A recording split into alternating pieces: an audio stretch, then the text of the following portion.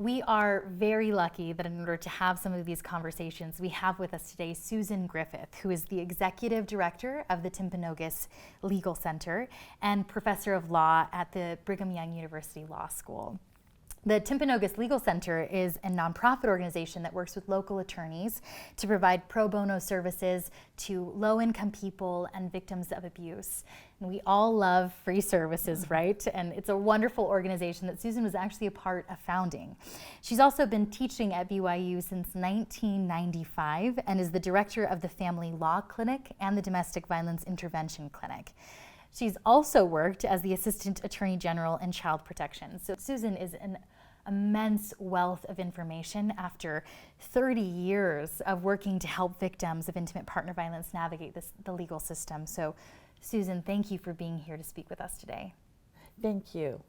I'm very happy to be here to talk about the legal system, and you're exactly right, it's very confusing for victims, especially when you recognize that they can be involved in criminal proceedings, family law proceedings, protective order proceedings, and even with the juvenile court. And they're all separate and have different standards, and it becomes very complicated.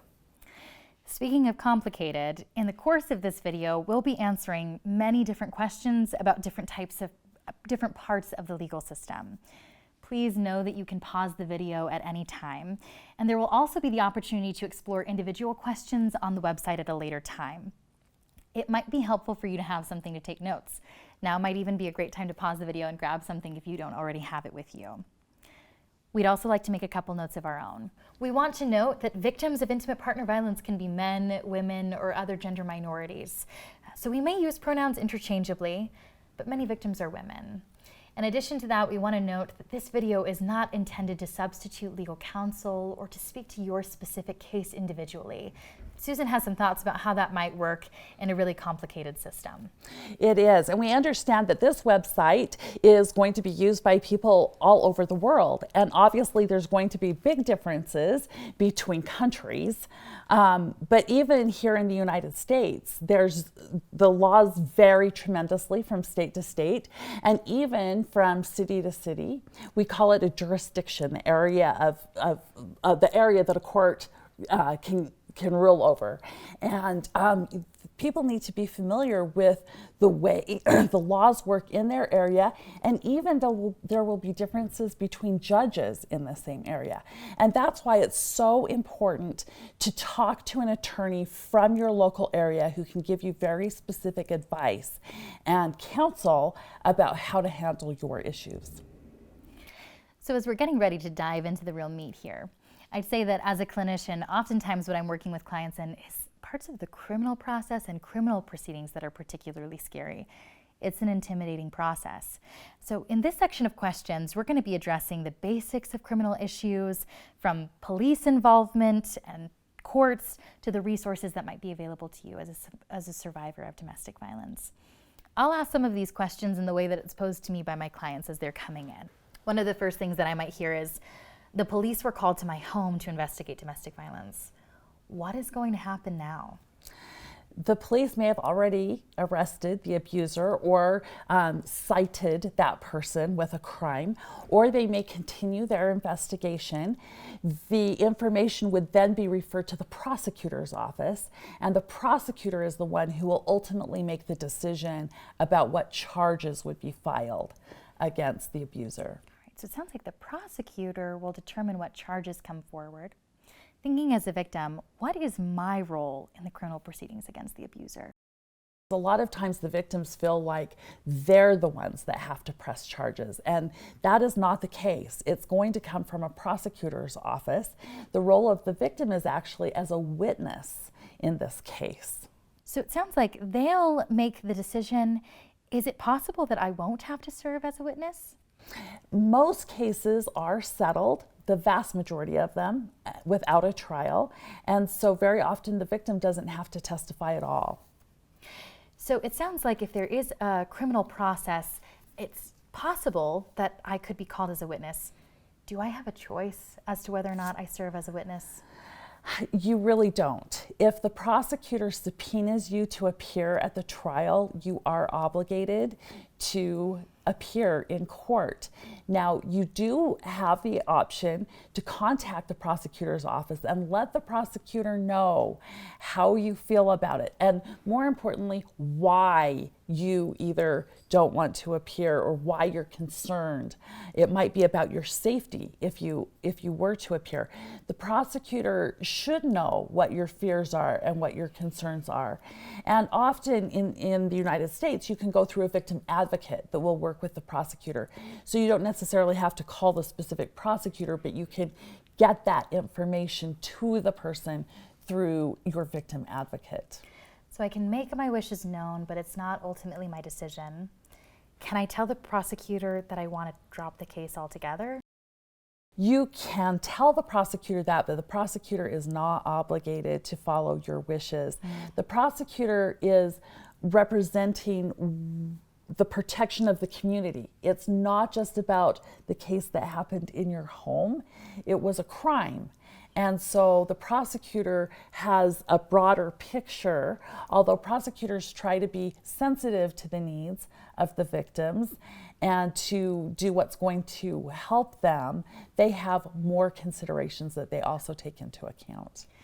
And we want to acknowledge how frustrating that can be when it feels like this is something that's personally affecting you and so much of it is outside of your control. But having information about what is in your control and what's not is helpful as you're moving through the process. Now, thinking about the fact that I won't have the choice of whether I testify or whether or not the case is brought into court, something that I often hear clients ask is, I'm afraid of my abuser and afraid to testify. What can I do to stay safe during the court process? That's a very real issue. And so it might be necessary to actually go into a shelter or to go to an undisclosed location, a friend or someone that your partner would not know or guess where you would be located. Also, you can obtain a protective order, and we will talk more about protective orders later in this discussion.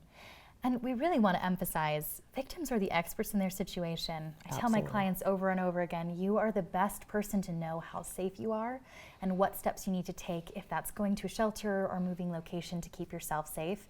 And it's always a good idea to kind of let your prosecutor know why you're afraid if that's coming up for you in some of these proceedings. But that's all if these charges are brought to light. I also have plenty of clients come forward and say, charges have never been filed against my abuser. When is it too late for me to do that? Often when charges haven't been filed, it's because police have never been called. There's never been an investigation. And so I get the same kinds of questions. And what I tell people is you always have the right to report it. So you can go down to the police department where the abuse occurred and just say, this happened a long time ago, but I want to make a report about what happened. And they will give you the opportunity to fill out a report on what it was that happened and when. Now, it will be up to that individual department in terms of how they will investigate it, or even if they will investigate it, if it's been a long time. But everybody has the right to be able to file a report. So it sounds like I can go in and make a statement about what happened at any time, but the police might not do anything with that information. So what are the reasons why a person might want to file a police report on past abuse? The foremost reason is because you want to create a record that abuse has been happening during the course of the relationship. That's particularly important if the abuse is increasing or intensifying. But the other reason is that we have a really wonderful program in the United States called Crime Victims Reparations. We abbreviate it CVR for short. And it's basically a fund of money that's available for victims for needs like therapy, for changing locks, for putting locks on windows, things like that that give safety to victims or the opportunity for healing. But in order to be eligible for those funds, you have to show that you're willing to cooperate with law enforcement and prosecution. And so by filing that police report, it makes you eligible for that, even if the police don't follow through with an investigation. So it sounds like there are real benefits to filing a police report here in the United States specifically, but I often hear from my clients a lot of fear. And so will my abuser know that I filed a report? And that's probably the biggest reason why victims often don't report it, is out of that fear. If the police investigate it, probably the first place that they're going to go is to the alleged perpetrator to get that side of the story. And even if they don't disclose, where the complaint came from, the abuser is going to assume that it was from the victim. And so the victim should be concerned about that and can perhaps ask the police to notify them if they do intend to go and question the perpetrator.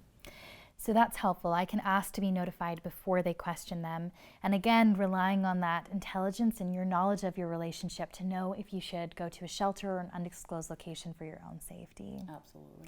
We're talking about a lot of things that might not necessarily be specific to an individual person, and we're really encouraging folks to follow up with their local resources.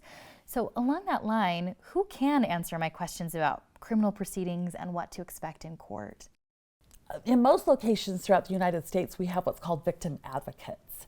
And victim advocates are such a powerful tool for people who've been in abusive relationships.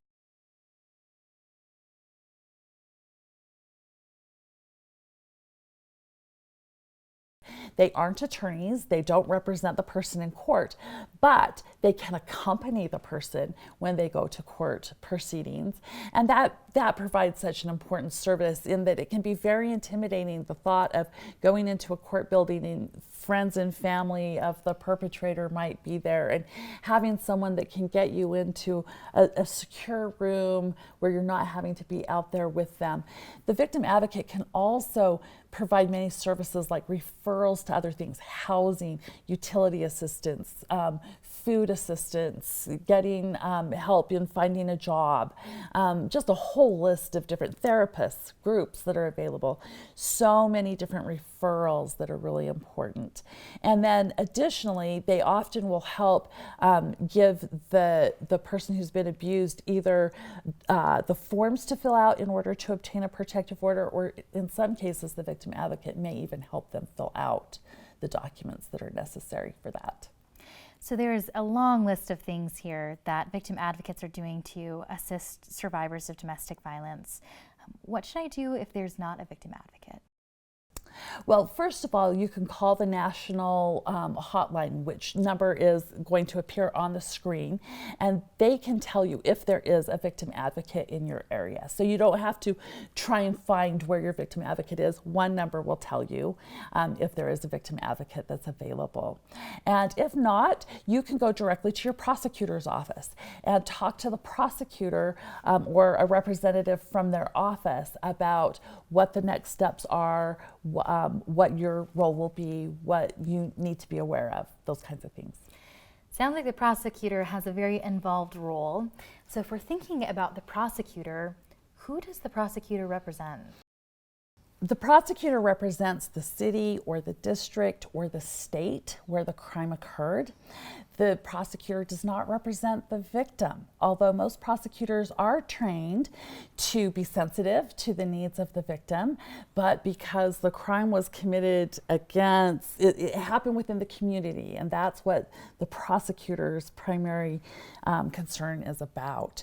And so the victim has the right to tell the prosecutor and give input about what they want to have happen, but the prosecutor might be looking at broader things that are involved in that case and may not go with what the victim wants to have happen in that case. So the prosecutor is really looking out for community safety. And in light of that, I think I often get questions from clients that are like, why would a prosecutor dismiss some of the charges against the perpetrator and not hold them accountable for everything?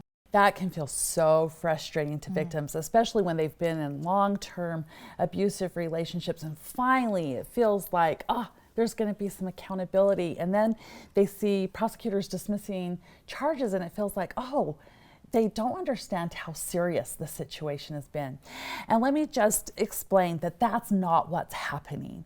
The criminal justice system in general relies on prosecutors making plea deals with perpetrators in all different kinds of cases. This is true. Most cases don't go to trial. Most cases are settled because they are able to arrange a plea deal.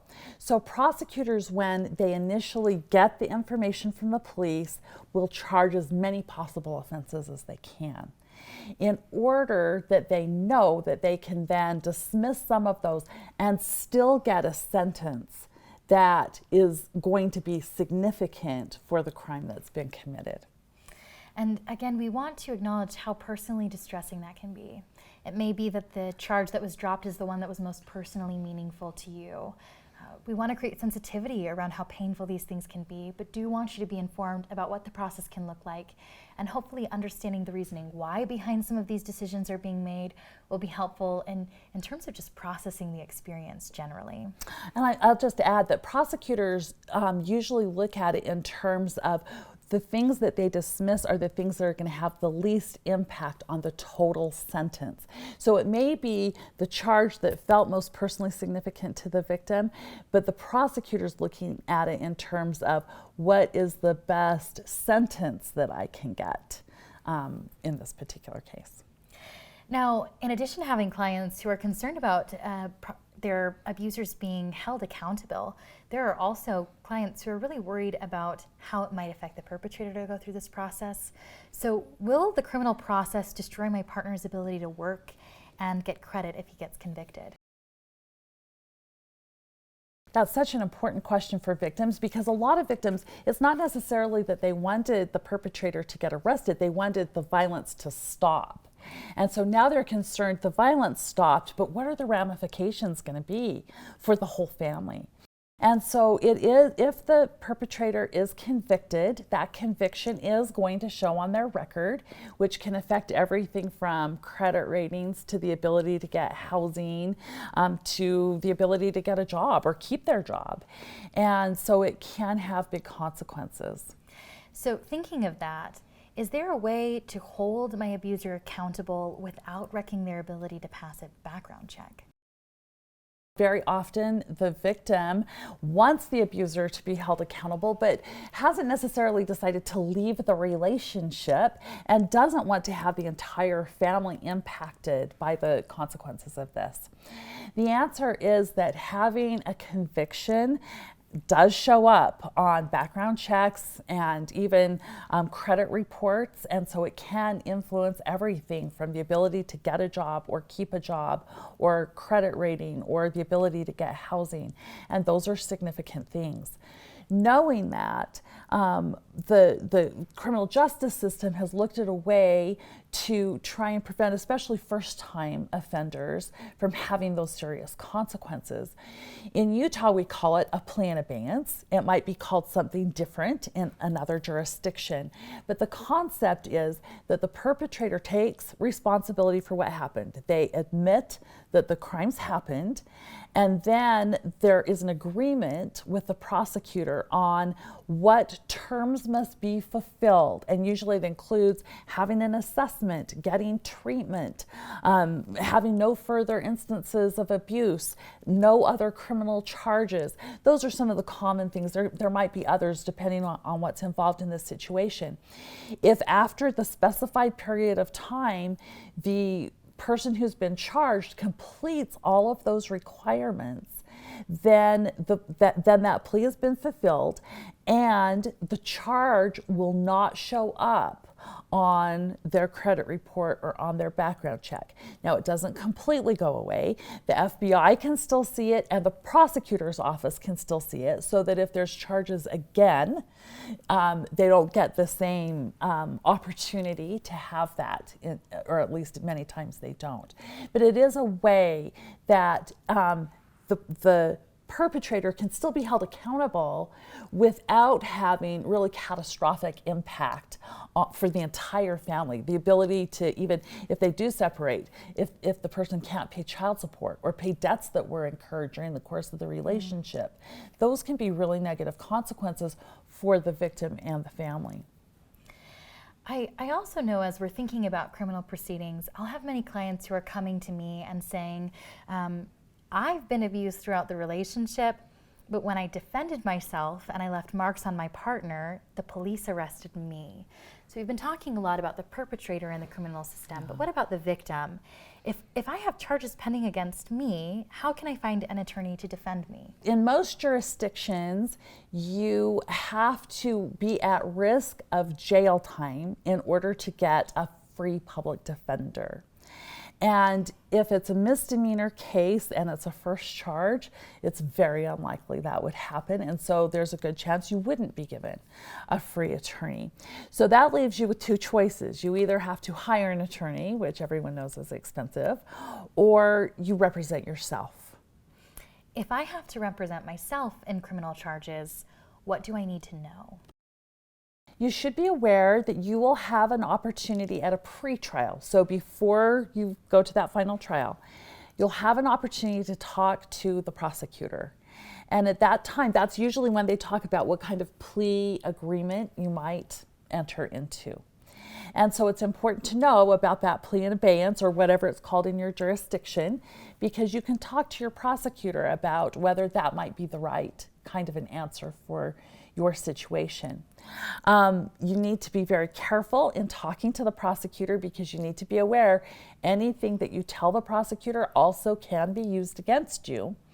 On the other hand, you want the prosecutor to understand the story, and especially if you feel like the police didn't get it right in their report. They didn't identify past abuse that had happened, or they didn't understand that the scratch marks that were made were in an effort to free yourself to get out the door. You know, those kinds of things that frequently happen. If the police didn't give that description, you give that description to the prosecutor and help the prosecutor understand your version of the facts that might help the prosecutor have a better sense of what was going on in that case and what the appropriate consequence should be.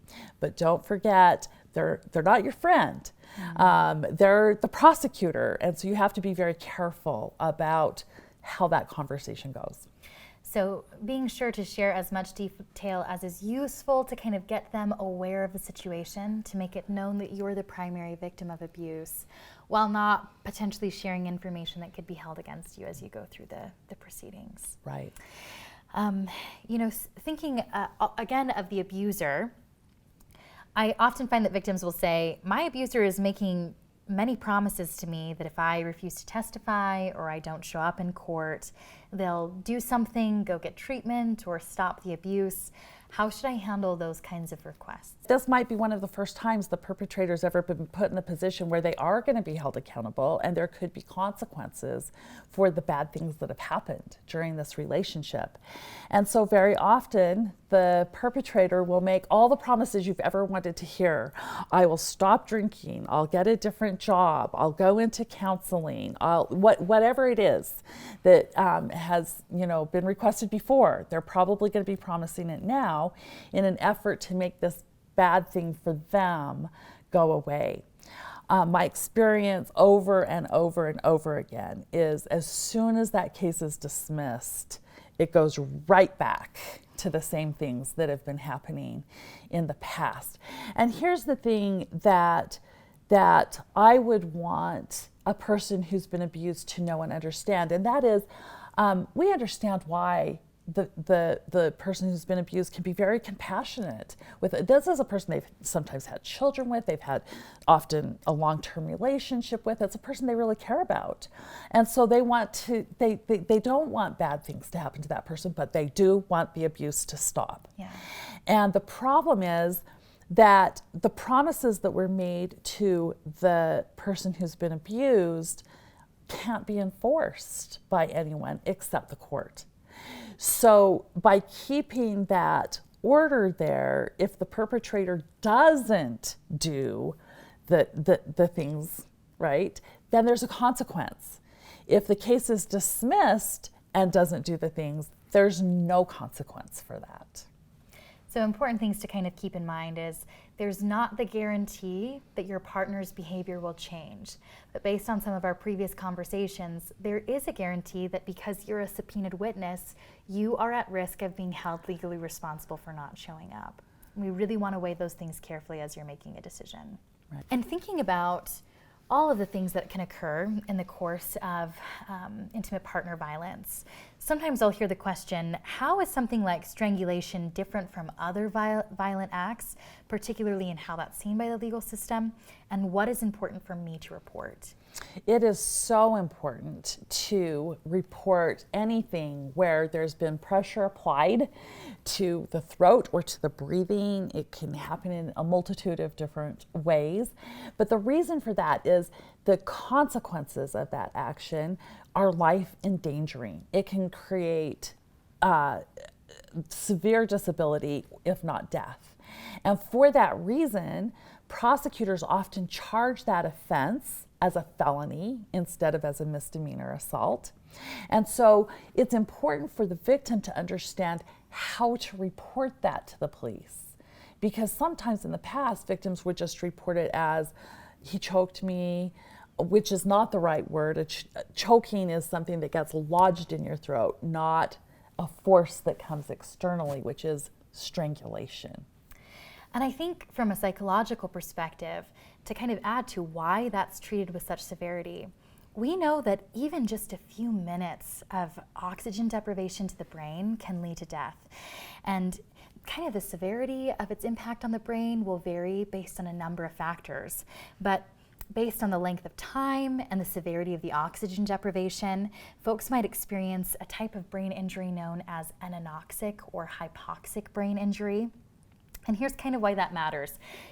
Folks who have those kinds of injuries might end up with problems that are long-lasting that can affect things like thinking skills, motor skills, and even psychological functioning. We know that if it affects consciousness, so if there's a lack of consciousness, it's more likely that that's going to have a negative impact on the brain. And I find that it can be hard to know sometimes whether or not you've lost consciousness. So thinking about some clues that there might be, remembering waking up, but not the things preceding that. So loss of memory doesn't mean that there was a loss of consciousness, because sometimes trauma can affect memory, or the result of a brain injury can be a loss of memory.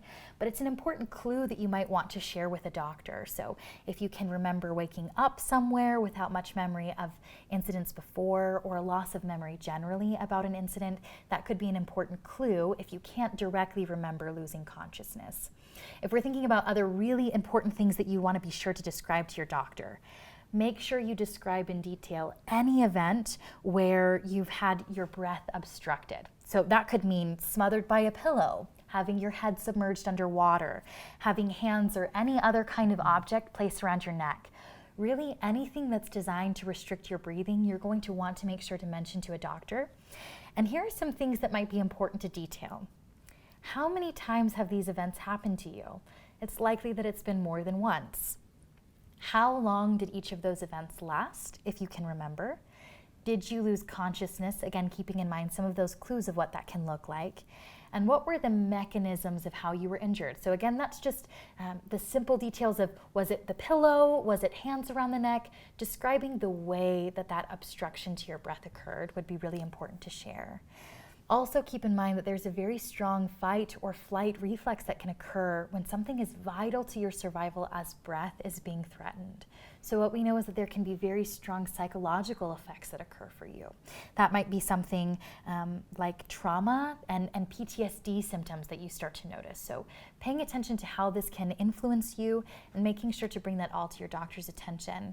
And also, more importantly, to have some compassion with yourself throughout this process. Those symptoms can be difficult to navigate and manage, whether it's increased fear of the world around you, difficulty with memory, hypervigilance and startling.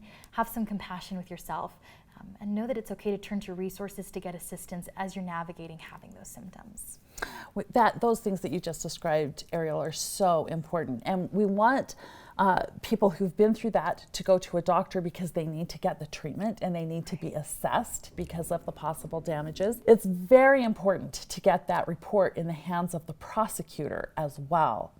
And what we see often, the victim, at the time the police come, if you've just recovered, you've kind of blacked out for whatever reason, you can't remember what's happened, it's very hard to articulate to the police what just happened.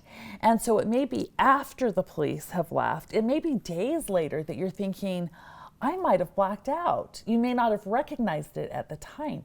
Go get that medical treatment, talk with your doctor about that, and then get that report to the prosecutor, because the way that you described it to the police, it may not be clear that that's what happened to you, yet the prosecutor really needs that information. As a follow-up question to that, if the police have gotten things potentially incorrect in their report, I go to a doctor and I've gotten additional information about what's occurred and potential injuries that I've sustained, and I feel that that's not accurately documented in a police report, would it be appropriate for me to go and file an additional police report to capture some of the things I experienced? Usually you'll have the name of a police officer and you can say, I went and had a physical after this and the doctor has a report I want to share with you. And they will be happy to take that information and make it part of the file. Great. So you don't need a new police report, just contact the officer and ensure that he has that information. And make sure the prosecutor is aware of that information in the case of the court. Right. All right. So criminal proceedings are certainly something that take a lot of time and attention and are concerning, but it's not the only thing that I think victims are worried about when it comes to the courts. Often, divorce and custody issues are really prominent at the top of their mind. In the process of divorce, and particularly when you're concerned about custody for your children, you can develop some barriers to leaving an abusive relationship. Absolutely. But knowledge and information are really powerful resources to making some of those decisions. So in this next set of questions, we're going to be exploring what to do before separation, how to find the right attorney, and important topics that you might want to consider along the way. So again, thinking from the perspective of the victim, I'm thinking about separating. Are there certain things that I should do? First of all, it's really important to have copies of all of your important papers, and it's much easier to get things like former tax filings, bank statements, information about your mortgage or home ownership, all of those kinds of things while you're still in the house and all of the records are available to you. It's much harder if you've had to sort of flee the situation and you don't have any of those records available. Would it be helpful to bring in an attorney at this point in the process, or should I be waiting? No, it's a good idea to talk to an attorney, get advice. You don't have to commit that you are getting divorced or that you're going to need to seek custody if there wasn't a marriage. Getting information right up front about how the process works in your area, your jurisdiction, is a very good idea. And there's usually going to be specific laws for the place where you live. In some places they have automatic injunctions that stop people from terminating phone service or selling or disposing of assets or things like that. In other places they don't. You have to seek them. So you need to know some of those things so you know what to expect, what you can do, and what the other side might be thinking about doing. And you need to be prepared with that information. So it sounds like injunctions are specific court orders that can prevent actions, but it varies by location. So it's a good idea to get an attorney in my area involved as soon as possible so that I know what could potentially happen. That's right. And thinking of finding attorneys, why is it to my advantage to call the free legal service programs in my area as soon as possible? You know, one of the things that we've seen abusers do is when they get the sense that things might be coming to an end, attorneys have ethical rules that prohibit, if I've talked to one party, I can't represent the other party.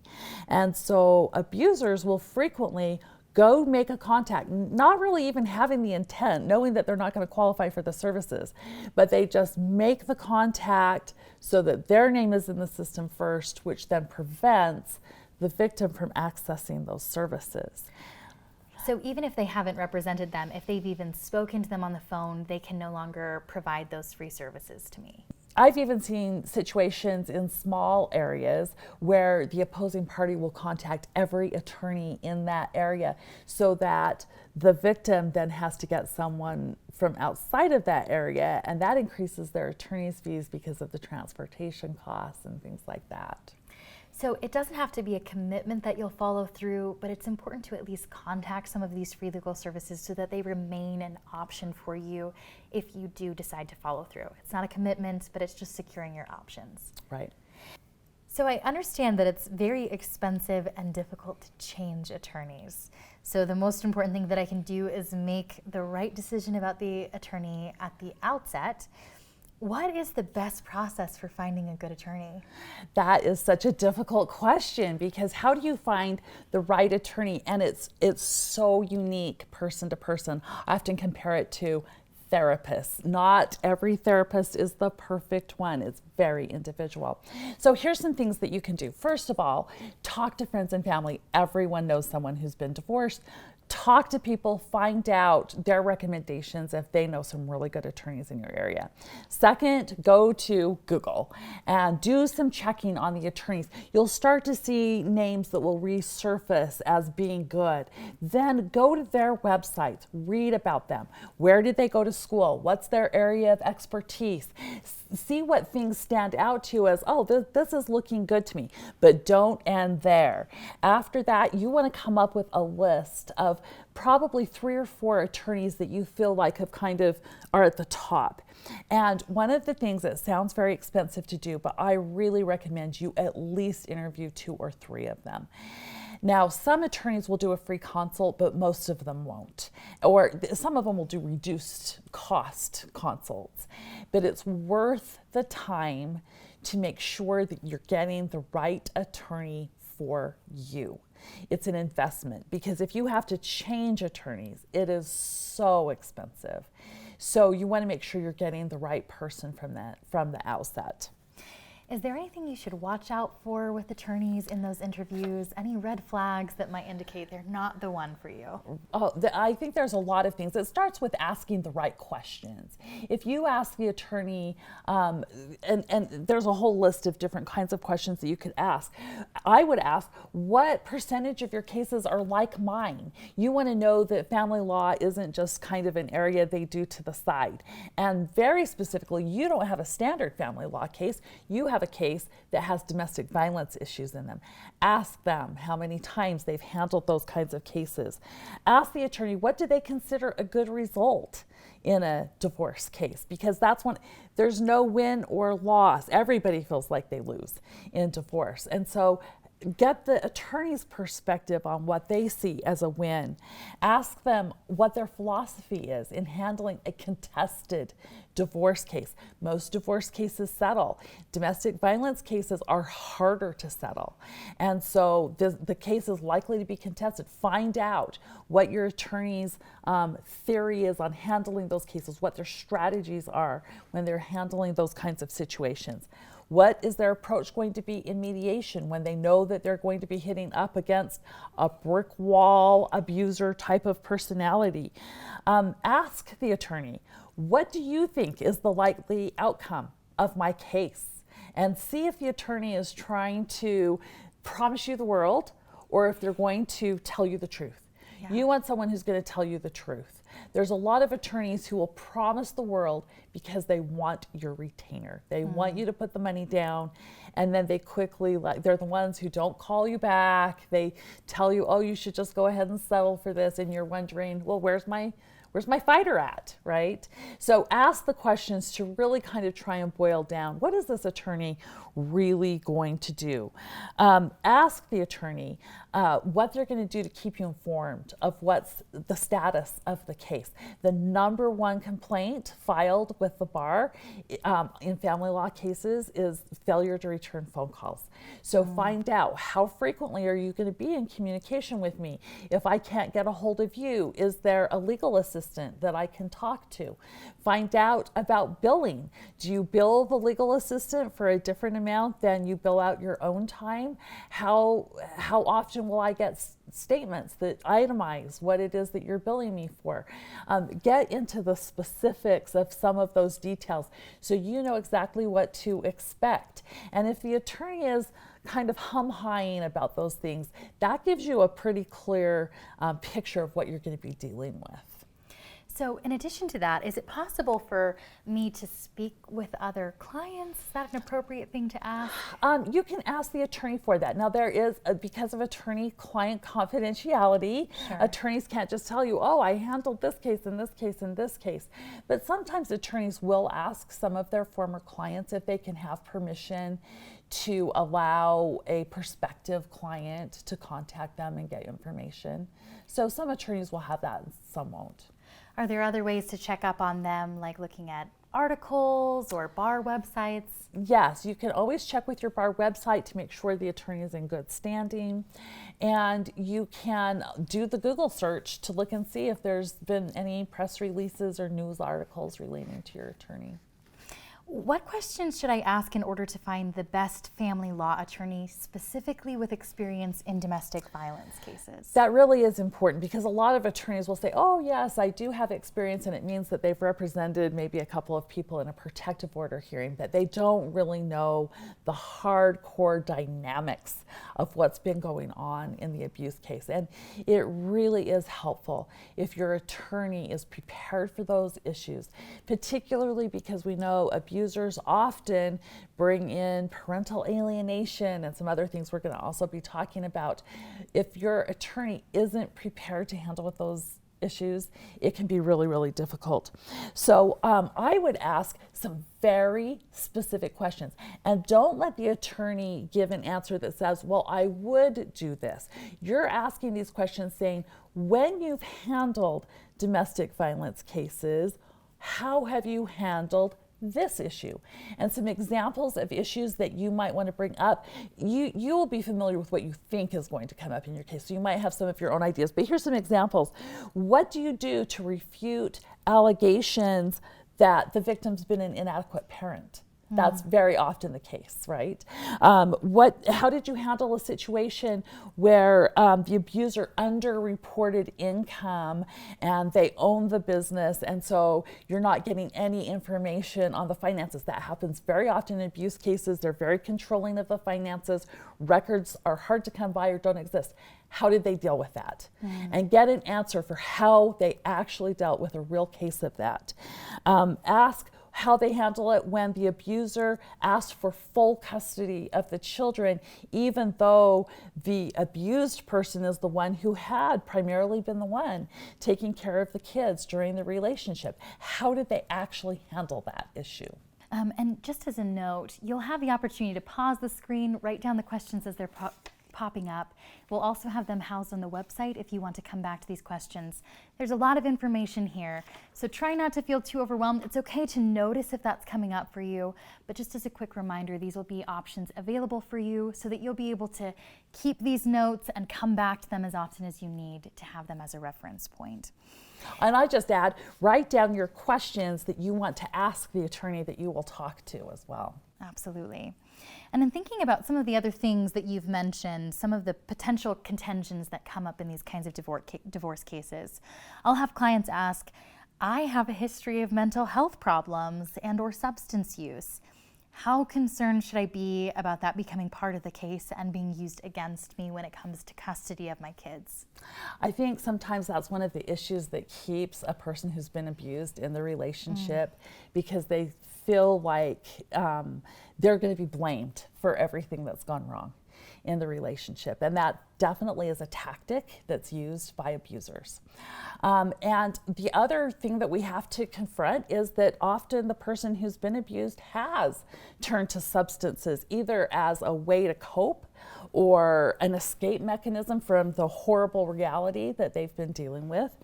And so that really, in my opinion, isn't something to be embarrassed or ashamed about. It's something to deal with head on. And I found that in 30 years of working with victims, the victims that are willing to actually confront those issues head on do a lot better. There's a tendency to want to like downplay, oh, that didn't really happen, or oh, and usually that becomes more problematic if there really have been those issues during the relationship. You should expect that the abuser is going to try and make a big deal out of it. That's just the reality of it. But that doesn't mean that the abuser is going to win because of that. What I found is that when you have a person who's been abused, who does take on those issues directly, you get into counseling, you get into treatment, you get into support groups, you build a new support structure around yourself that truly is healthy.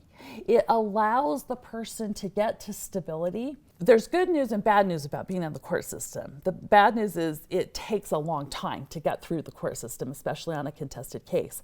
The good news is that helps a person who has some issues that need to be worked through. You don't have to appear before the judge immediately when everything's going sideways. You have some time to get some of these things in order and in a good place, so that by the time, if you do have to go to trial, by the time you get to trial, you say, yeah, there were a lot of problems at the time that we finally separated. But let's look at what's happened for me, and let's look at what's happened for the abuser. Because typically the victim just really, once they get out from under that abuse, it's really hard, but they start doing a lot better. And a lot of times for the abuser, they start spinning more wildly when they can't control. And the judge gets to see that too. And so that's very explainable. A capable attorney can handle those difficult kinds of issues. But if you resist getting into treatment, resist the things that are going to lead to long-term stability, that makes it harder to get through some of those issues. And I think something that can come up really frequently is a feeling of shame around some of these things. And so if there's anything that we can do, even in just saying, it is very normal and human to have those reactions. Human beings, when put in traumatic, difficult circumstances, will often experience things like depression and anxiety. They'll struggle with their mental health or use substances as a way to cope with something that's really impossible to wrap your mind around. It's not alone. You're not alone in having that experience, and you're certainly not alone in figuring out ways to move forward. You have an attorney who can help you to kind of strategize and work through what's going to happen, and there are often local resources that are available for free. If you're interested in receiving therapy, counseling, and working to develop a support system with other survivors of domestic violence, those services are going to be available for you locally. And again, the National Domestic Violence Hotline is a great resource to pursue. They'll help to connect you to some of those things that are available so that you can build that support system over time. One of the things that makes me the most sad in dealing with people who have been abused is the feeling that they often have of their failures, that they're less than other people because of that. And sometimes they blame themselves. Why did I stay in this situation for so long, or how did I get here? And it feels impossible to get out of that situation. And what I tell my clients is that anyone who had been in the reality of their situation would have been confronted with exactly the same things. And the feeling of weakness that they're experiencing at that time is not accurate. They're actually incredibly strong, that they've lived through everything that they've lived through, and that now they can harness that strength that they've built up during that time that doesn't feel like strength, but it took a lot to get through what they have, and they can take that strength now and build for themselves a place of stability and a place of hope and a place of something so much better that they can't even see right now during that time of crisis when they're making that decision to leave. Right. And then thinking of those who are really seeking resources to build on that for themselves and for the better, I'll have clients who say, I have been experiencing some signs and symptoms of brain injury that I suspect is from the abuse I experienced. And that could be things like difficulty with memory, difficulty with language, sensitivity to light, and headaches that are coming up for them. So if someone's experiencing some of those things and worried about potential brain injury, Could that be used against me in my custody case? I know that is such a complex situation for the person who's been abused, because on one hand, you want the prosecutor to have that diagnosis. You want to get the diagnosis so that that can be handled in the criminal system.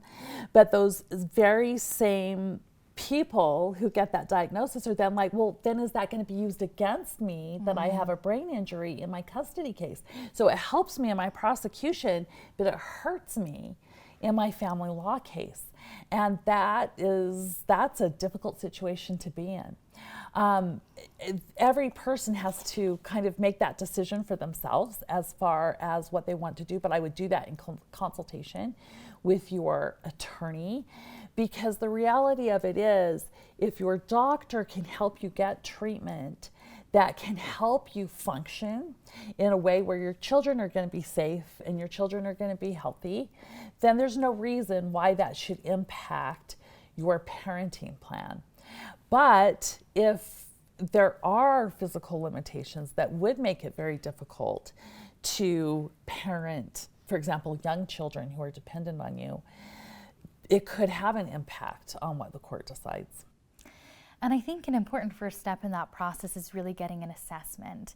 And if we're thinking about what's the assessment process like, from a psychological perspective, what we're looking to do in that kind of assessment is really figure out what are some of your cognitive strengths and weaknesses. So you might be noticing things like, I'm having a hard time planning and organizing, I'm having a hard time remembering, I'm getting frequent headaches, and those things are interfering with my ability to function. What we're going to do is we're going to come in, get an idea of what things are functioning well for you and what things are a difficulty, and then you'll have a treatment team that's going to specialize some specific recommendations that will help you to build on the strengths that you have and address some of the weaknesses. And of course, your abuser might use that against you in a court of law, but you can minimize that risk. So if you can come in and demonstrate to the courts that you've implemented the recommendations and you've done it in a timely manner and consistently. So as soon as possible and over again across time, you're going to be in a much better position to say, I'm recognizing what's happening for me, and here are the things that I'm doing to make sure that I'm addressing it appropriately. It could be something like a neuropsychological assessment, where they're going to be looking at thinking skills, mood, and behavior, or a psychological assessment, and or neurorehabilitation. So that could be things like speech therapy or physical therapy or other things to just help you build back to a place where you've got some skills you can use to compensate for some of those difficulties that you're experiencing. So we call those your compensatory strategies. And if you're really working to include those in a plan and having your attorney looped into what you're doing, it can minimize the risk that will be used against you in court. That's right. And it's also creating the opportunity for you to have people that can testify in your behalf, saying this person is following all treatment recommendations. They're working hard and have gained, stability or been able to compensate in the following ways that makes them suitable for having regular parent time or being the primary custodial parent, whatever the situation is. Oftentimes I have clients who know others who have been through this process or a similar process, and they might come to me and say, I know someone who was also married to an abusive person, and the abuser turned everything around and made it look like the abused parent was alienating the children from having a good relationship with the abuser. How do I protect myself against that? It is difficult. That is a challenge, and it's a very frequent argument that's made by abusive parents. And the way that it's set up, it goes like this. During the course of the relationship, the abused parent is the one who became the buffer between the abuser and the children. The abused parent would arrange things literally when they could feel the tension mounting. Get the children, go play at the neighbor's house. Why don't you go down to the basement? And literally put themselves between the abuser and the children. And in that way, the children were always safe from abuse. They weren't abused by the abuser during the course of the relationship. Well, now that there's a separation, and since that abusive parent never harmed the children, that parent's going to get unsupervised parent time. And that can be really scary for the parent who's been protective of the children. And it's not uncommon for that abusive parent to then, when the parent is being very vigilant about making sure that the children are safe when they go, the abusive parent will say, oh, they're saying things to the kids about I might abuse them, and we try and safety plan with the children of if something happened, where would you go, who would you call, what would you try to do so that the child is prepared. Well, going through those steps of preparing the children can be argued to be you're alienating the children, you're planting in their minds that I'm going to abuse them. So it's very important for the parent who has been the protector to make sure that when you are safety planning with the children, you do it in a very calculated way. And usually it's better to not come from the parent. This is where it's better to have the child go see their own therapist and have the therapist do that kind of safety planning so that it's not coming from the parent, and that will help reduce the risk of those allegations. How can I keep my children safe during visitation or other times with the abuser? One of the things that can really help is to make it a condition that's written into the parenting plan that says the child is allowed to have a phone and is allowed to call the other parent during parent time. Now, sometimes there's arguments then over some parents use access to the phone as a privilege or as a punishment. And so we've had cases where the parent has taken the phone away so that the child couldn't call the parent. So you want to do things like make sure that your child does have the ability to know how to dial a phone number, which a lot of us don't know phone numbers anymore because we're so used to having them on our cell phone. If the child doesn't have access to the hit the name, would the child be able to call from a landline? Do they know the phone number?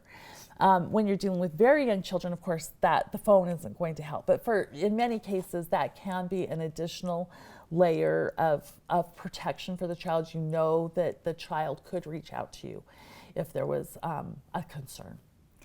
And many therapists are trained to work with children who have experienced domestic violence at home. They'll be able to work with your kiddo to create a safety plan and to figure out some ways so that it's not coming from you, because we do have to be careful if it seems like one parent is making the child afraid to spend time with another parent. You run into the risk of being accused of parental alienation. So work with your therapist who will be well trained to make sure that your kiddo has a good safety plan and can enact those plans if necessary. And they also can teach the child that without making it sound like a scary situation. Absolutely. Now, thinking of protection, we're going to shift gears a little bit here and move into a new section of questions. Because if we're thinking about protection, one thing that often comes up for folks is protective orders. You might have heard of a protective order or be in the process of trying to get one yourself already. And this section is really going to address what a protection order is, what it provides, and what its limitations are. So if we're thinking of that, let's start with the very basics for us here. What is a protective order and how does it work? Okay, well, first of all, in every jurisdiction, there's different names. In your area, it might be called a restraining order. In some places, a restraining order is actually different than a protective order. So you need to find out what is in your area. And usually you can do that with a Google search. But we're going to use the generic term protective order. So the protective order can include everything from the stay away from the home, stay away from the petitioner, the person who requested the protective order, stay away from the children in some cases if there's facts to support that. You can also have provisions in there of don't harm, harass, threaten, intimidate, annoy. It also includes the no contact orders where you have to stay away through email, text, social media, through other people.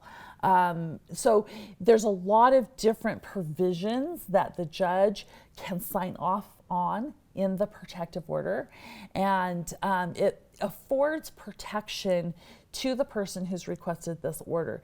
You now have something that if the person comes to the home of the petitioner, even though that person has no intent to cause any harm, they might be in the stage of domestic violence where it's like, I'm coming to promise you all of the good things and I want to get back together again. And there's absolutely no intent to harm. It's all about, I want to get back together again.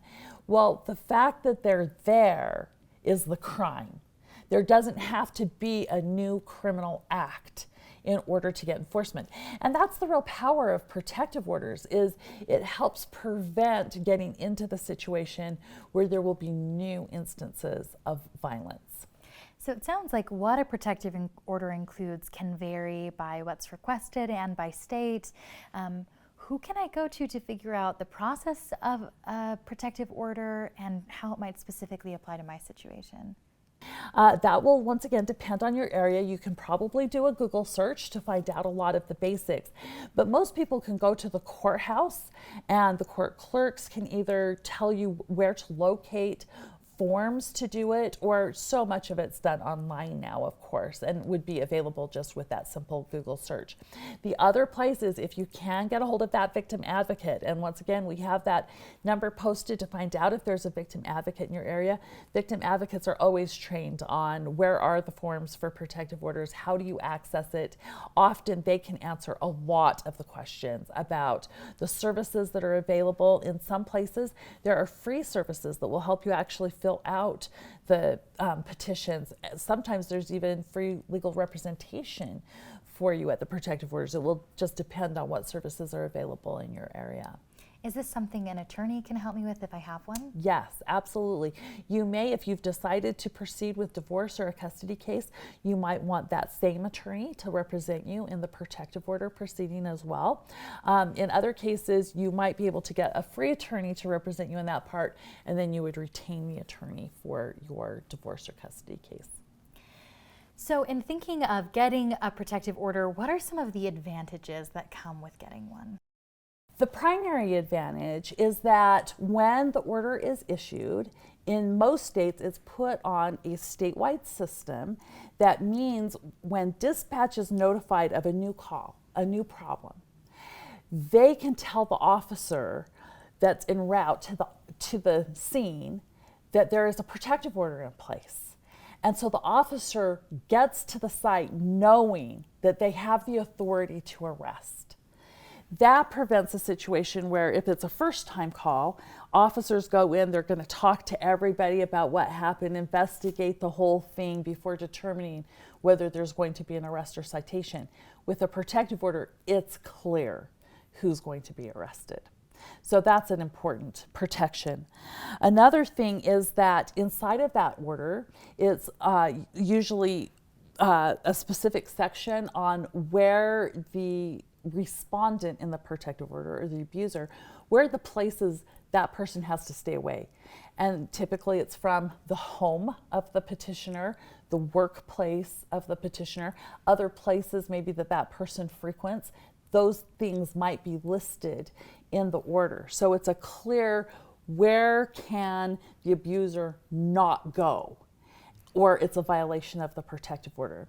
There's a provision that there should be no contact by any other means. So that would include by text, by email, through the use of others like family members or friends making contact with the person. So it gives the space for the person who's been abused to not be getting a lot of pressure through those other means of contact, where the person can't physically hurt them through an email, but can apply that emotional pressure. And so it gives that kind of free space to the person who's been abused. And that's a very important part of the protective order process. The fact that the protective order exists is a protection to the victim, and they know that violation of that can result in arrest. And so it gives the opportunity for the person who's been the victim to maybe be able to stay in their own home and not feel like they have to leave in order to be safe.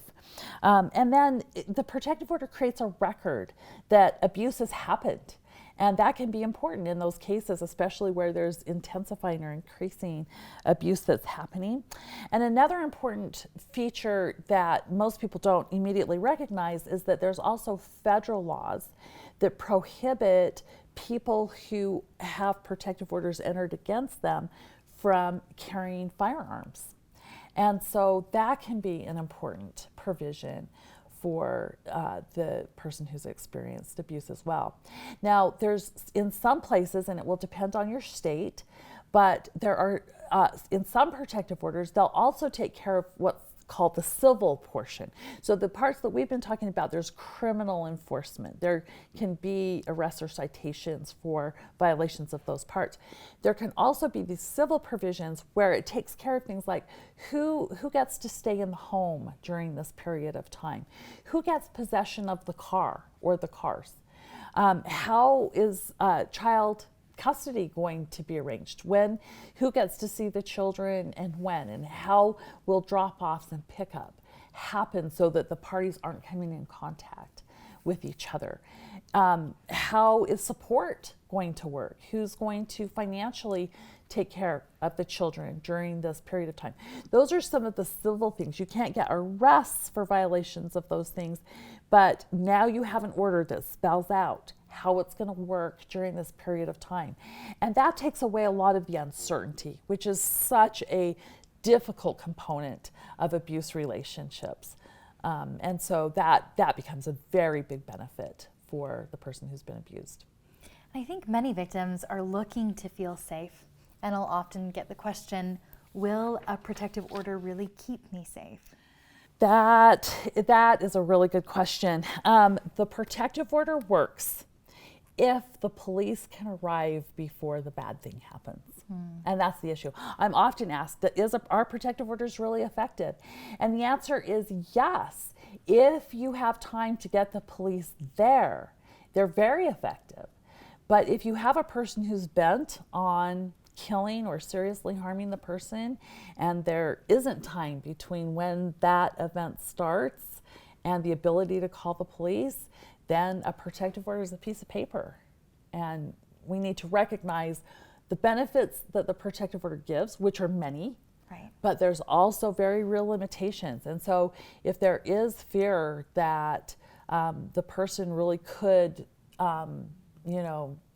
it's at that level where the person really needs to not stay in the home. They need to get into a shelter that's at an undisclosed location or some other place so that they truly can be safe.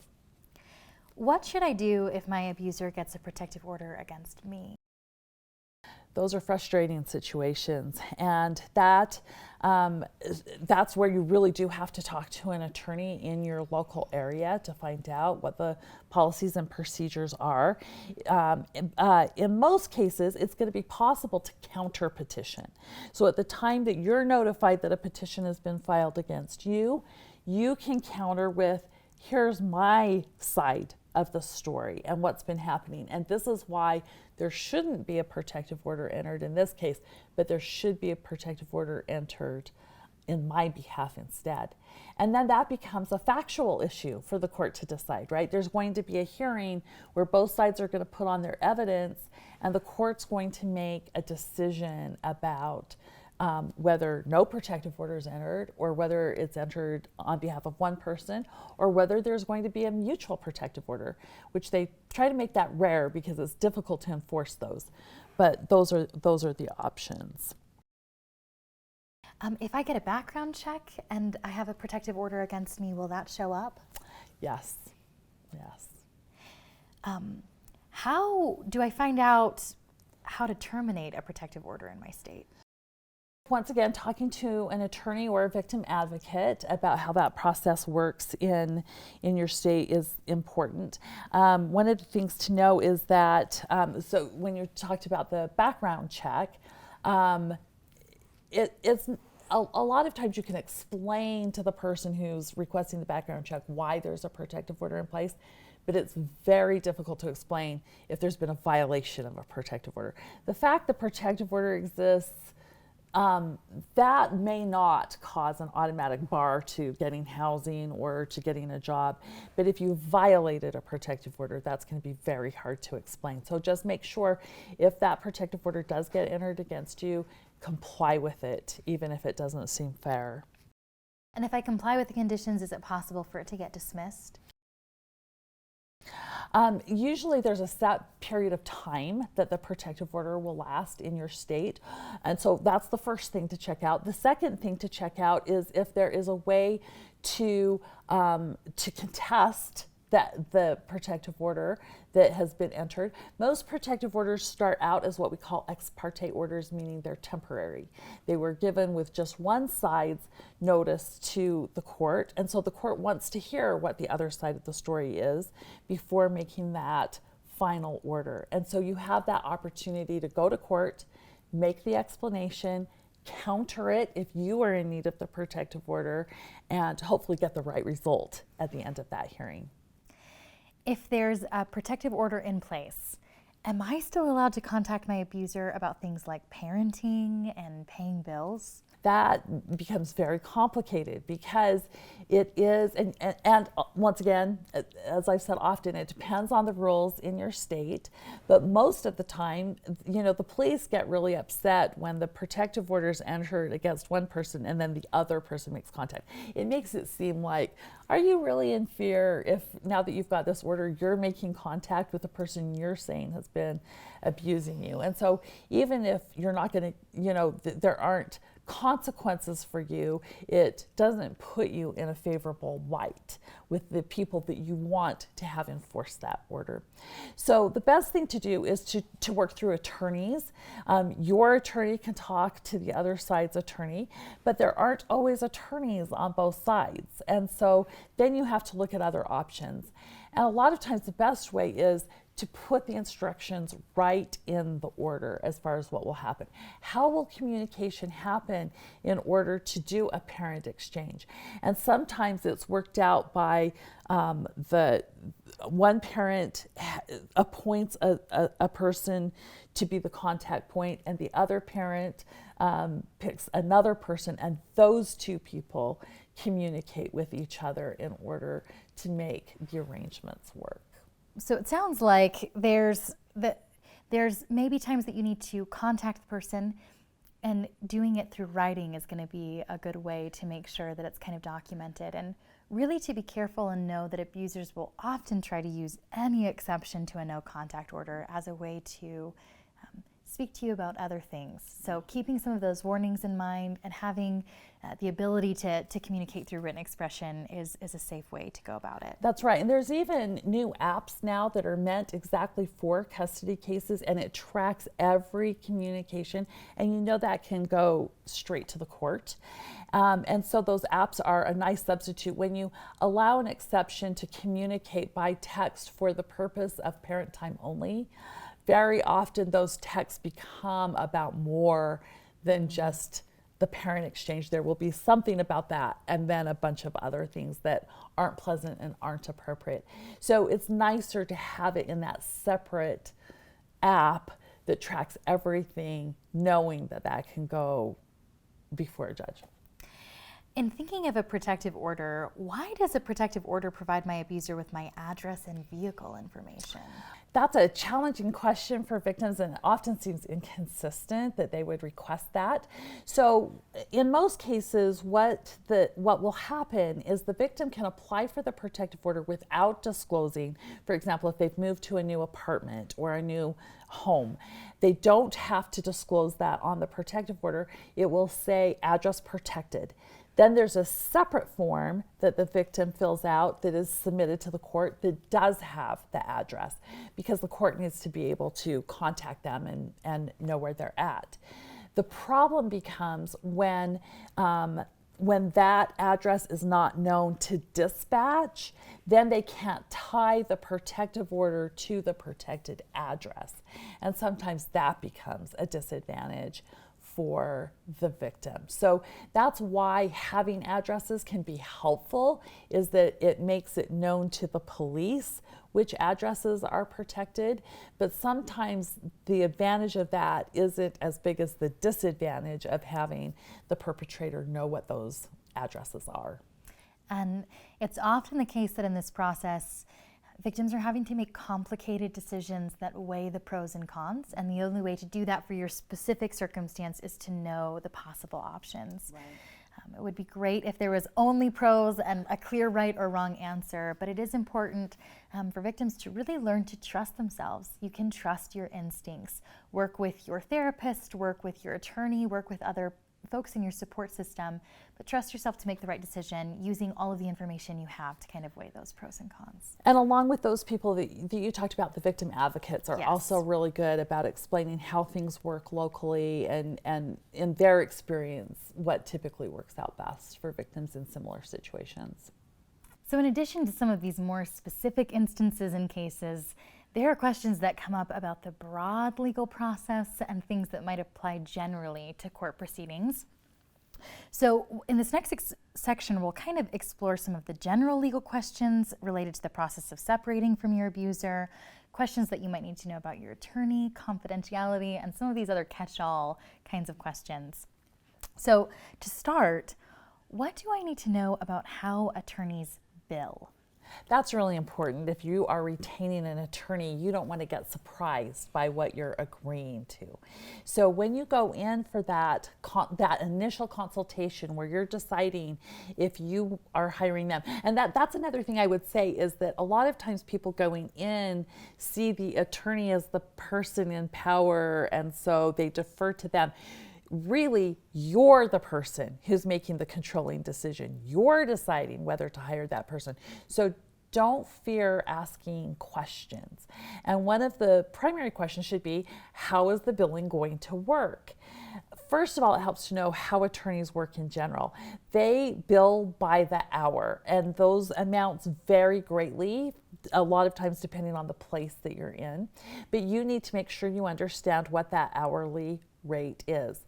And understanding, it sounds so exorbitant, but that hourly rate covers the rental of their building, all of their supplies, the payment of their support staffs and the IT people and all of the things that go behind it. So it seems like, oh, my attorney is making so much per hour, but it's really carrying a lot of those costs. You want to understand the attorney is going to ask you for a retainer, which means a certain amount of money up front, and then the attorney is going to bill against that amount. So it's usually thousands of dollars that they ask you for.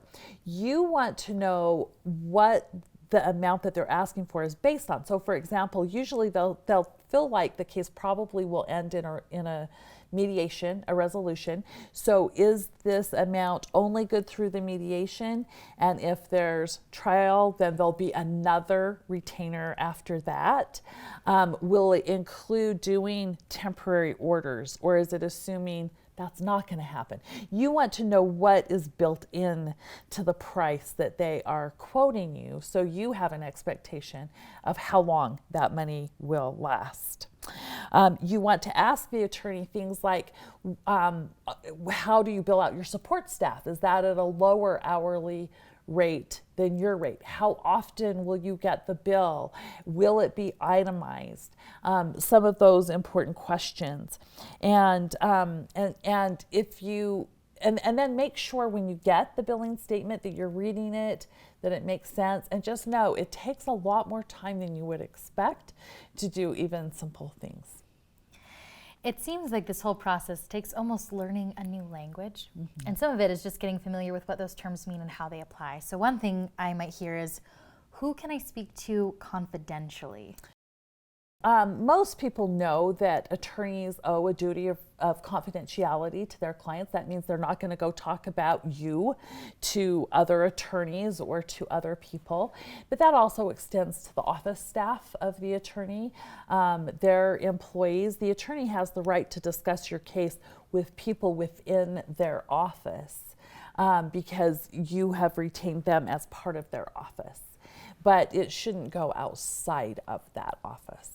So they're going to be confidential. You'll work with that attorney, but you've talked about it being a thing of fit. And what do I do if I'm not happy with my attorney? That happens a lot because attorneys who do family law work deal with a high volume of clients. And that means they're dealing with the most pressing issue at the moment. And you're always feeling like your issues are pressing in the moment, but they may not be the highest priority that the attorney has right at that time. So the first thing is try and work things out with your attorney. Probably don't just keep calling and leaving a million messages. Try and talk to a support staff person if you're not getting through and say, hey, I've been trying to get a hold of this person. I've been doing it through email. Is there a better way? Or I've been leaving voice messages. Should I do something else? The support staff can often tell you, oh, they're in a trial, or give the reason for it. You want to be nice to the support staff. Don't start yelling at them, because those are the people that can actually get your message to the attorney. If they feel like you're becoming a problem, that's not going to make it easier for you to get the results that you want. So first, work with the attorney. Second, try and work with the support staff. If you still haven't gotten anywhere with that, then you have several options. And those options include, one, filing a bar complaint. And in most places, that's as easy as, once again, getting online, look up the bar association in your area and how to file a complaint. You say what's been happening, and then they will have someone from their Office of Professional Conduct do an investigation. Now, the thing you need to understand about that is that doesn't change the outcome of your case. The judge isn't notified, oh, this has been filed, so now everything else is on hold. You still have to meet all of the same filings and the hearings coming up and all of that, and filing a bar complaint does not change that. But it usually gets the attorney's attention, and maybe that's what you need.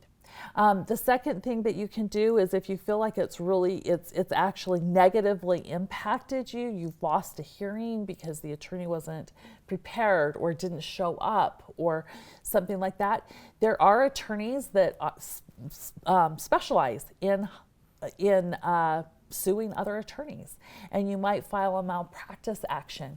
Now, once again, that doesn't get you custody of your children. It gives you a dollar amount for the harm that you suffered. And most people are like, that doesn't help me. What I care about is protecting my children. So your final option is to fire that attorney and hire a different attorney. But you need to know that's going to be very expensive for you. It costs a lot more to hire that second attorney, because that attorney then has to go back through everything that's happened before. It takes a lot of time to review all of that. You're going to get billed for that. And a lot of times they want to go file new things to help fix whatever they feel like was wrong. That's going to cost more money too. So if there's any way to repair the relationship with the attorney, you want to start with that, because of how expensive it is to switch over. On the other hand, if things are really going south, you don't want to wait too long either. If you are going to have to hire a new attorney, sooner is better than later, because you don't want to be getting orders that are disadvantaging you during the process. It is such a complex and involved process, and something that I think I hear often is, why are there so many court hearings? There are multiple court hearings.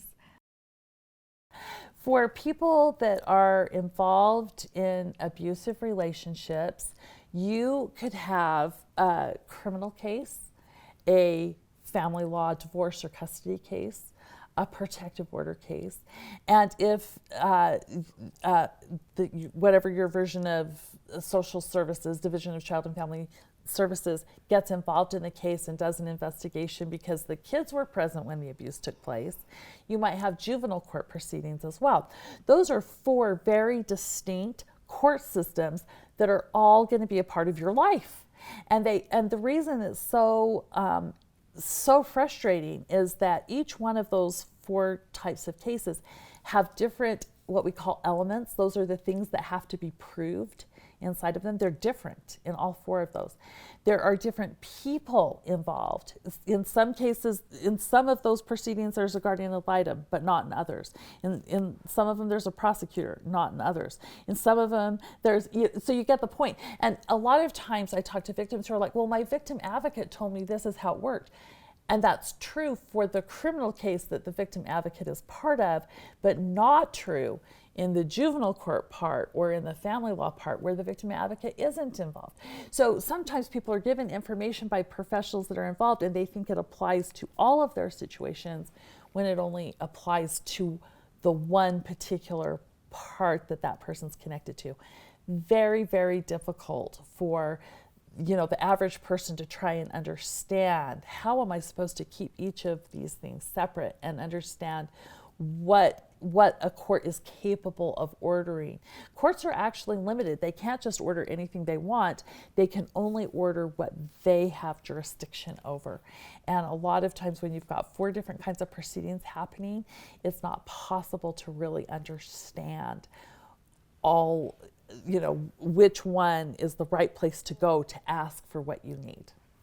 And I think that's when it becomes really important to stay organized and rely on your resources to be really clear. So to keep everything for each different case in a separate place so that you can try and keep them apart. But understanding that it's because it's 4 different courts and 4 different cases is helpful. It's not all involved, and it's important to keep an eye out for when it's changed from one case to another. Yes, and ask questions. I think sometimes people are reluctant to ask questions. They don't know exactly how to word the questions, and so it's easier to stay silent. Give yourself permission to ask awkward questions, but keep asking the questions until you get the answers and you get clarity on how this is working. You have the right to understand the process that you're involved in. And so ask the people, whether it's your attorney or the prosecutor or a social services worker if you're involved in the juvenile court, keep asking questions until you understand. It's fair for you to get to understand those processes. Thinking of that, there's so much time that's invested into all of this. And occasionally I'll have a client say, I'm worried about losing my job if I have to take time off to go to court.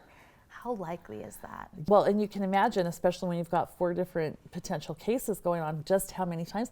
And then often nothing's more frustrated. You take the afternoon off of work to go appear at the hearing and you find out it was continued and no one told you. And so now you not only miss that day, but you're going to have to miss another day for when it really does happen. And often people who've been abused get caught up in that very challenging circumstance. And so one of the things you want to do is, first of all, if you're planning on attending a hearing, always confirm with either the prosecutor's office or your attorneys that you really do have the right date and time and that there haven't been any continuances. And then tell your employer. Now, your employer doesn't have to know all of the details of what's going on in your case, but sometimes it does make your employer a little more sympathetic about why you're asking for so much time off, if they do understand at least some of the fundamentals of what it is that you're dealing with. That's a personal decision about what you feel comfortable in conveying to the employer. Now, in some places, there are provisions. There are victims' rights in virtually every state, and you can look at if there's any protections inside of those statutes or inside of your, sometimes it's a constitutional amendment to have victims' rights. And so, for example, in my jurisdiction, there's a statutory allowance for a professional, so a prosecutor or a victim advocate, someone like that, to call the employer on your behalf and say, this person is needed at this hearing, and this is why, and so we would really appreciate your cooperation in allowing the person the time off to do that. Now, they can't force the employer to do that, but they can encourage the person. And sometimes the employer is more willing to hear it from a prosecutor than they are from their worker on the line, right? That's asking for yet more time off. In thinking of that, is there anything that I can do to pursue reparations or anything that can happen to help me financially with the cost of time off work? There are, because it does come at a cost, right? You either have to take vacation time that now you can't use for vacation, or you maybe are taking time off without pay. and that costs you. There's a real cost to that for the victim. So if it's in a side of a criminal case, the victim does have the right to tell the prosecutor, look, I have missed X number of hours from work. This is my rate of pay. I want to request reparations, we call it, for that money that I lost because of being involved in this system. And the prosecutor can request that that money be part of the sentence when the person is eventually convicted. Now, sometimes that takes a long time to get to that judgment. And then if the person's put in prison for a period of time in a more serious case, obviously they're not earning any money to pay you back. And so even though you can get the judgment, it doesn't always put dollars in your pocket. And that's one of the things that can be difficult for victims is you can ask for it, you probably will be awarded it, or there's a good chance of that, but it doesn't necessarily mean that the money's actually going to be coming to you very quickly.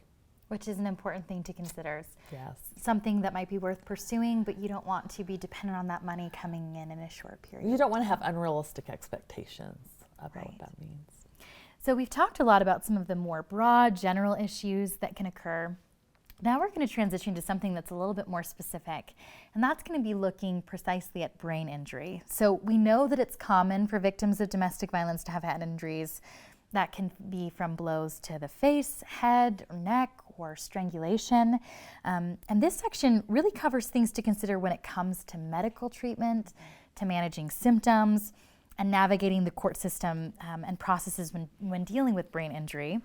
And we're going to do a little bit of a change up because I hear that you actually have some questions that you've come across in your work that we might be able to provide some information from a psychological perspective and how that could be helpful for your client. Yes, we'll do a little role reversal now because your area of expertise is on the impact of brain injuries, and it's really important for our viewers to understand just how these brain injuries can impact their court case as well.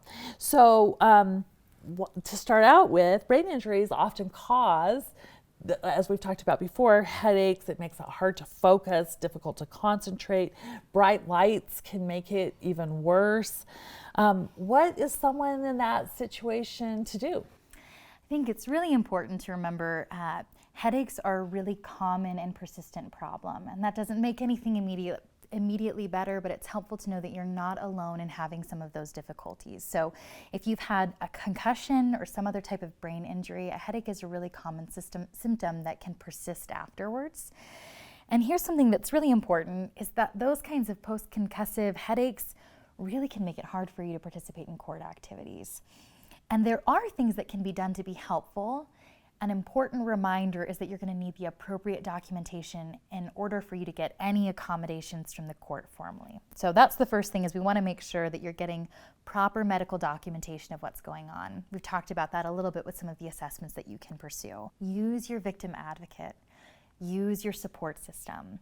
Be incredibly honest with the folks who are around you about what's happening and how that's affecting your ability to focus or concentrate or participate, so that they know exactly what they can do to be helpful, whether or not that's taking notes, helping you to schedule items in your phone during the court case, whatever it might be. Having a support system or a victim advocate who can help you with whatever you've identified as hard during that process. And just know that you don't have to be embarrassed. Everyone needs help, but particularly in really complex situations like this, it's normal to be relying on multiple people to help you stay organized and keep up with what's going on. I wish that I've had so many clients in the past that I wish had this information, because so often they present as, I don't remember things, this is really hard for me, with no explanation as to why. And when you don't have an understanding for why this is happening, the system is a lot less responsive to those needs. And so I love that, identifying when you have that potential issue so that you can get the help and support you need. People will be much more receptive to trying to help him deal with those issues when that's happened. That makes a lot of sense. And I think it can be difficult to recognize what some of those symptoms are if you haven't come across them before. So if you find that following your abusive relationship and those abusive episodes, you're noticing that you're having difficulty organizing and planning, difficulty with memory, difficulty with language, headaches, all of those are good indicators that there's something going on there, and it might be helpful for an assessment to figure out what's happening and how you can be supported. Yes. And you know, this has been great information for me too, because we need to train attorneys to ask these questions, you know, and I think that would make a big difference too. Well, you know, it's interesting that at this very time that we're talking about, here's the person who's potentially coming into the legal system who has memory problems, has a difficulty focusing, and now we're asking them to track this incredible amount of information as they're going through the court system. How on earth are they supposed to keep track of all of this? And that's another good part about having other folks who have experienced the same thing, is we've had the opportunity to develop some tips and recommendations that have worked for other people who have experienced similar things following a traumatic brain injury. So here are some helpful recommendations for people who are having trouble keeping track of information, especially if there's been a brain injury as the result of abuse. 1, try to reduce your distractions that could come up when you're hearing information that you need to remember, and then be sure to write down whatever helpful information is being shared. So if, for instance, you know you're going to have an important conversation with someone and you've got kiddos around, seeing if there is a support person who can watch children for you so that there's not the interruptions and the asking that can happen. Try not to have important meetings in public locations or areas that are loud or distracting. Try to go somewhere where you'll be able to focus. And even in that kind of circumstance, make sure that you've got a pen and a paper and that you're ready to write things down. And hopefully you'll keep all of that in the same location with the other information so it stays together. You don't write it down and then it gets lost somewhere. Try to keep it all together in one location. Another thing is, and I think you've emphasized this before, but do not be afraid to ask somebody to repeat themselves or clarify what you've just heard. I'm sure that you can say the same for you, but I am always thrilled when someone asks me a question, because that just means that what I'm trying to show you will be more useful. That means that I have the opportunity to make sure you can actually use the information that I'm trying to share with you. So never hesitate to ask a question if you're unsure about what's being said or unclear about how that might be relevant to you in your case. So be sure to ask and write those things down. It's really helpful to set reminders for things like meetings and appointments and even to-do tasks. And that can be something that works well for you. You might have a reminder system in your cell phone. There might be a physical planner or organizer that you utilize, but do be sure to keep track of it and do it in a way that's going to be helpful. I personally need the alarm to go off and remind me of something that's going to be happening, right? Some folks might need it to say an hour before it's going to start, I need an alarm to go off and remind me that this is happening, but have kind of a concise place that you can do that. It's also helpful to have a place where you're storing all of the relevant information and one location so that you know where to go back to and where it's going to be housed. Maybe you've got a table by your front door and you can keep a binder there with everything relevant to your court cases. And anytime you take notes, you add it directly to that binder, or a counter or a desktop. Whatever works well for you, but keeping that all in the same place where you can access it conveniently, you can receive things and put it into that system easily. Another thing that's really important, we can get hard on ourselves. Like, I'm frustrated that I can't do this. It's a big, overwhelming task. But what we know about big, overwhelming tasks is that if you can break it down into smaller chunks, taking the very next step feels much more manageable, right? If we're talking about tackling the legal court system, that feels incredibly scary. But if we can talk about calling the National Domestic Violence Hotline to see if I can find a victim advocate, that step might feel doable. So break things down into very small tasks and check them off as you're kind of completing them and getting them done. That's going to make it much easier to make sure that you're staying on top of all of the things that need to happen and making sure that it doesn't feel too overwhelming for you in the moment. Additionally, as you're doing that, and if you're scheduling out what you've got to get done within a day, please be sure to schedule in breaks. The brain can use that time to rest and recuperate, and what we do know is that if you're having difficulty with organization and memory, taking frequent breaks can help your brain recuperate those resources so that you'll be able to engage with the next task with a little bit more energy and a little bit more cognitive strength when you're coming back into it. So don't feel ashamed. That's a very healthy, normal way to approach it. Break things into small tasks and then make sure you schedule regular and frequent breaks in there. And the last thing that I really want to kind of emphasize is don't be afraid to rely on your support system, whether that's a victim advocate, whether that's family or friends who are going to help you organize and coordinate, from things like taking care of kiddos to writing notes for you to helping you manage your calendar. You can have things set up for other folks to send you a reminder. If you've got someone in your support system who is good with details and is able to do some of that planning and organizing for you, it can be mom or sister or friend or brother calling you and saying, hey, don't forget this Monday afternoon is going to be one of the court hearings. This is what time you'll need to leave, right? It's great to have reminders from other folks as well. So don't hesitate to rely on your support system. No one gets through difficult things alone, and it's important for you to know who can help and how they can help, and not to be afraid to kind of lean on those resources.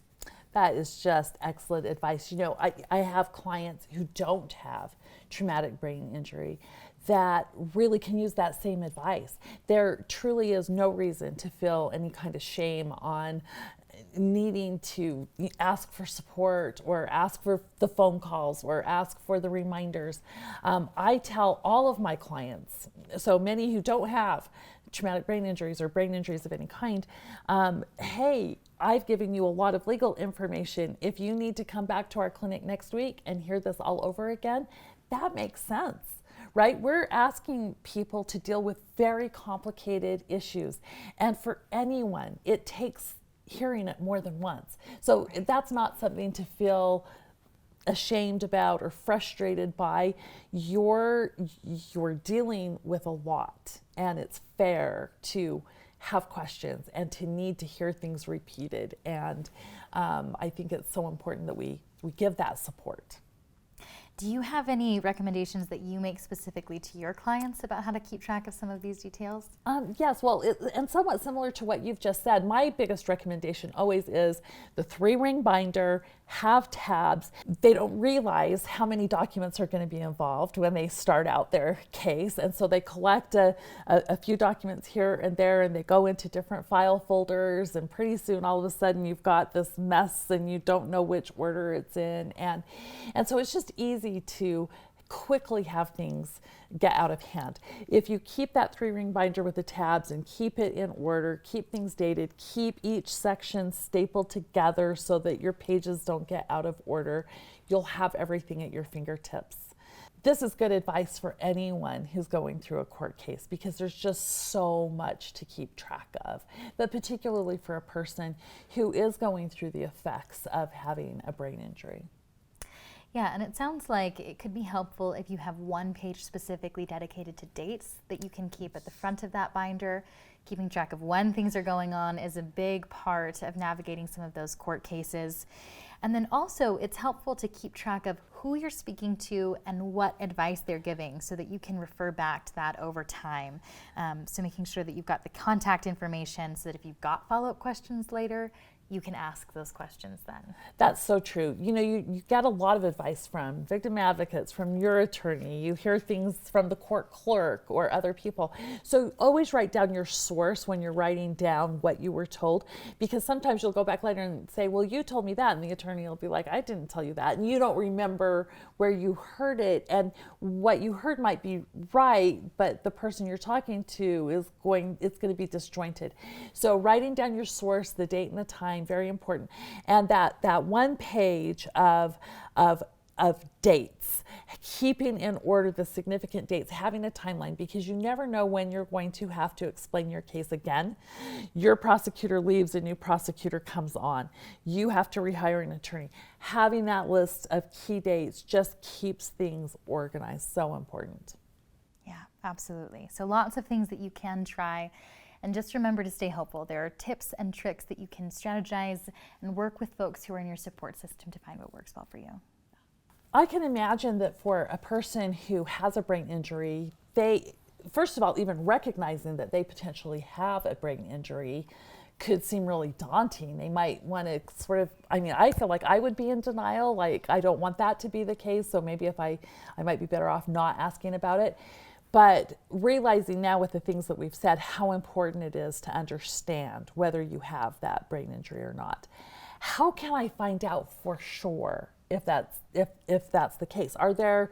Is there some kind of evaluation or assessment that can be done to help me determine what's happened to me? Absolutely. There's some really key, crucial next steps that can be taken. And I really relate to this idea of, I don't know if I've had a brain injury or what exactly happened. And so it's important to keep in mind brain injuries can result from being struck directly, or from strangulation, or from being pushed and hitting something with your head.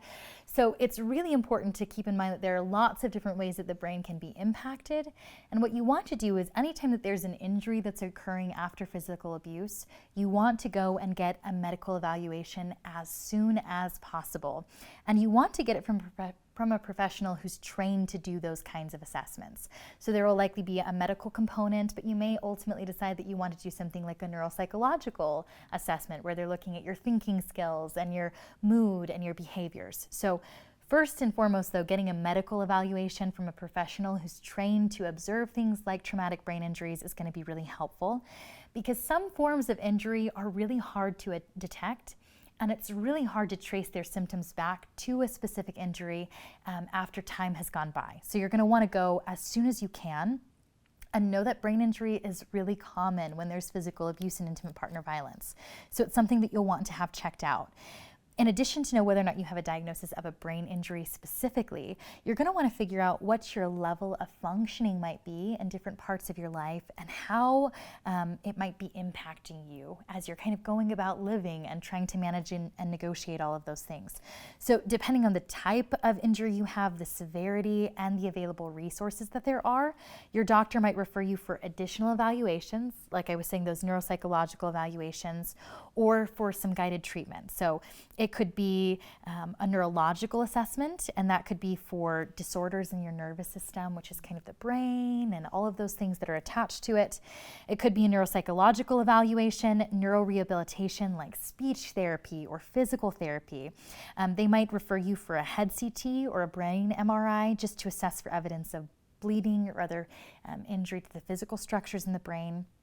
And sometimes it's difficult to know for sure whether your symptoms are associated with a brain injury or something else.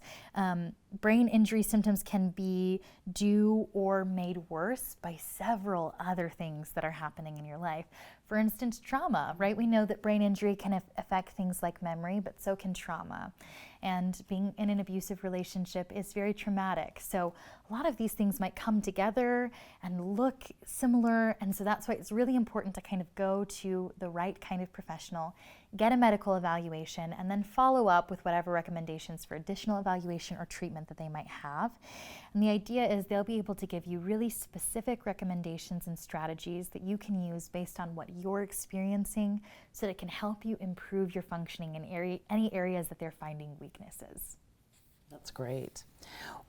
How do I am just picturing, if I were in this situation, I might find it difficult to even know, like, what doctor do I call to get this kind of assessment? Or if I just start with my own, doctor that I see for the flu, how do I know what to tell that person so that they know how to get me to the right place? It's best, if you're looking for a doctor, to find one who's an advocate for specialized care for people who have a history of brain injury and PTSD.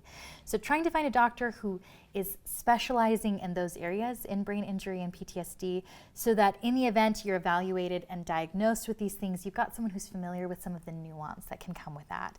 So while not everyone who has a history of intimate partner violence is going to meet criteria for a brain injury and PTSD, they commonly co-occur, and they should be assessed for together. And so it's important to recognize that the quality and the amount of information that your general primary care physician is going to have is going to be limited in terms of the range and scope. So some might know more, some might know less, but it will generally be less than someone who's specialized in those areas. And whether that's doing a Google search or even asking your primary care physician for a recommendation of someone who's specialized in those areas, it's best to pursue someone who's got some expertise in that specific place. Because many may not be able to give you good advice or treatment recommendations following a brain injury or concussion if they haven't specialized it. And if brain injury is involved, you're going to need a different level of specialized care. And the important thing to remember is to be really honest and open with your doctor. If you're trying to figure out what information should I even give them, just be really, really honest. Don't try to make the situation sound better or worse than it might be, because it's going to prevent them from being able to get an accurate assessment of what's going on for you. So you want proper treatment without wasting time, without wasting money, without pursuing options that aren't going to be helpful, and that's going to require really giving an honest evaluation to your doctor. So be sure to tell your doctor if you've had a hard hit to your head or any other part of the body. It's important to know that brain injury can occur even if you don't lose consciousness or you aren't knocked out, right? So you want to kind of share any injury that happens to the body. However, not every hit to the head results in a brain injury, right? So it can go in both directions. So just being honest and clear, being prepared to tell your doctor about any changes that you notice in your behavior or thinking skills thereafter. So if you notice that I'm feeling dazed or confused, if I'm repeating questions, I notice that I'm having trouble with my balance, my concentration, or my memory has been affected. Those are all really important things that you'd want to mention to your doctor, especially if those have developed immediately after the injury. So kind of keeping in mind when it occurred and when you started to notice those changes happening for you. You should also tell your doctor if there was any time when your abuser made it difficult for you to breathe. So again, some of those things that we've talked about with the anoxic or hypoxic brain injuries, where it's the obstruction of the breath. So that's the pillow, the head underwater, hands or objects around your neck. Making sure that you mention anything that happens, because it's very common for victims of domestic violence to experience those kinds of strangulation or oxygen deprivation injuries too. So many people who have a brain injury have also suffered from post-traumatic stress disorder. And I think much more is known about PTSD than about brain injuries. So the question is, what should the client know about the difference between brain injuries and PTSD as it relates to their case? You know, I think that's so important, and really to remind folks that there's going to be a lot of symptom overlap between a brain injury and PTSD. And you don't necessarily have to be the one who's able to parse those things apart in your own life and tell the difference between them, which is partially why it's so important to get in an expert.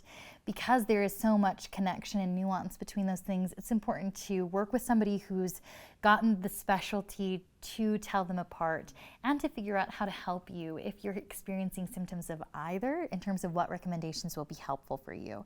So there is a lot of overlap, and in addition, they can be diagnosed together. Yeah. It's possible for someone who has a brain injury to also have PTSD. So if you're having trouble remembering things, if you're noticing changes in your mood, if you're becoming startled or scared more easily, any other number of symptoms can be associated with both of those. It's important to know that what you're experiencing has been experienced by many people before you. And even though it's frustrating, there are supports that are in place. So there are treatment recommendations that can be made. There are support systems that can be used, whether at home or in the courts. Those are the kinds of things that are important to keep in mind, is that you're going to be experiencing some difficult things. And if your abuser is trying to use that against you within your court case, and trying to include those symptoms as a reason why you might not be fit to parent or to recollect the events that have occurred accurately, what you can say is, I'm receiving treatment and following medical advice and documenting your abilities. You're going to be much better prepared to kind of present your case. And you'll also have some experts who are able to speak to the way that those things might interact with things like domestic violence. So it's important to know that you are the expert in what's happening in your life, but there are folks who have some expertise in how that might relate to what other people have experienced and the different diagnoses that might lead us to think about. I appreciate this so much. I can just tell you from, years ago, before we knew any of this, I'm positive that I worked with many people who had experienced these things, and their feeling was, I don't know what's wrong with me. And that's all they had to go with. They just thought, I'm failing, something's wrong with me, I don't know what it is. And just for people to know this is real, and that there's a medical explanation for it. Science documents it. This isn't something in their imagination, it's real. And I think that is so important. And the more that we can then also educate attorneys about this and how to use it will be such an important factor as well. Absolutely. We have covered quite a bit of information and material today. And Susan, we really could not be more grateful for the time and the expertise that you've offered to having these conversations. And thinking about the folks that we're trying to work with, the survivors of domestic violence, we do want you to know that there are people who believe you. There are people who are working to ensure that you have access to the support and resources and information that you need. And if anything today has been overwhelming, we want to validate the reality of that experience, encourage you to be compassionate with yourself, and to remind you that you can take it just one step at a time. We've designed this entire conversation to be adjusted. You can come back to small portions of it. You can revisit information on the website. Know that you can do just the next thing that needs to get accomplished, and that there are people who are sending you our good thoughts and cheering you on. Thanks for being with us today. Thank you.